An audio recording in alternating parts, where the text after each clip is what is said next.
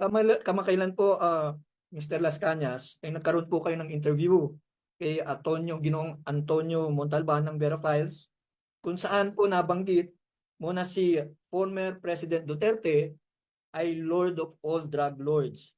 Paano mo nasabi ito? Drug. Yeah, kasi ang lahat po ng mga drug lords sa Davao City ay personal ko pong kakilala at ito po ay mga allies po ni Rodrigo Duterte. Kung hindi po kayo allies ni Rodrigo Duterte, hindi kayo pwedeng magtira sa Davao City dahil talagang ipapatay niya kayo. So hanggang ngayon, buhay pa po si Michael Yang, Charlie Tan, Sammy Oy, and Pulong Duterte.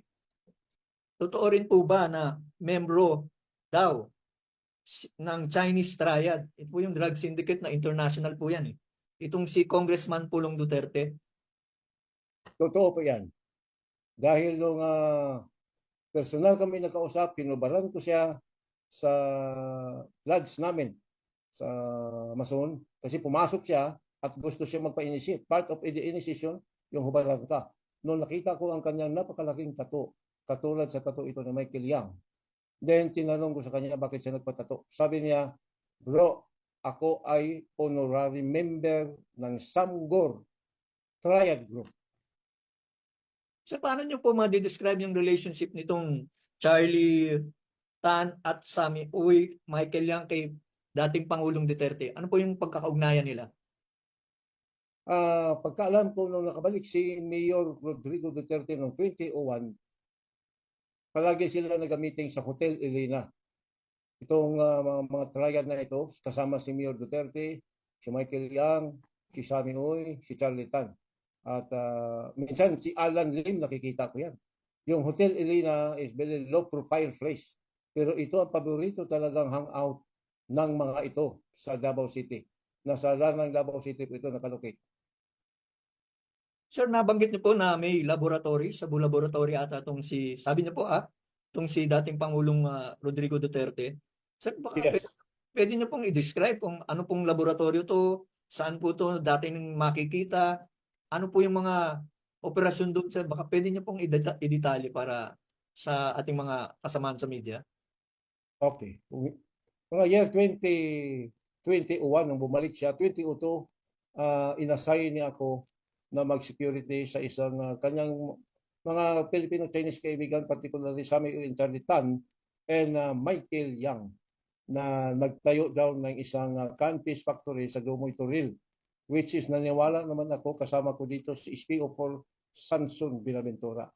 Kami nag-escort sa mga van na lumalabas sa ninawalaan ko na isang canfish factory sa Dumoy Toril at the time na binamanage po ito ni Michael Yang at ni Sammy Oy at ni Charlie Tan. Nagde-deliver po sila ng mga allegedly sardines, finished product ng mga sardines for export to Malaysia. Gamit po nila yung Toril Fish Port na malapit lang po sa Shabu Laboratory na ito. 3 kilometers lang. Kami nag-export ni Sammy. And then ang nirintahan ni Charlie Tan na mga fishing boat going to Malaysia at the time ay yung kay Mr. Tascabil ng Toril Fish Port. Then nadiskubrihan ko na lang po na sa Shabu Laboratory pala ito lahat nung na-raid na po ito ni Police Captain Casierto. Wala kaming nakita ni isang tinapa kasi nung galingan ang ginawa ni Rodrigo Duterte, yung halimaw na yan. At isa pa, nakadiscovery ako sa Green Heights Subdivision ng another Shabu Laboratory na papabayari ni Sammy Oy at ni Michael Yang. Anong ginawa ni Mayor Rodrigo Roa Duterte? Pinagpapatay ang mga construction worker sa grupo ni SPO4 Bienvenido Laud in the presence of Sammy Oy and a Filipino-Chinese woman. I only name her as Miss X. Si Duterte walang ginawa.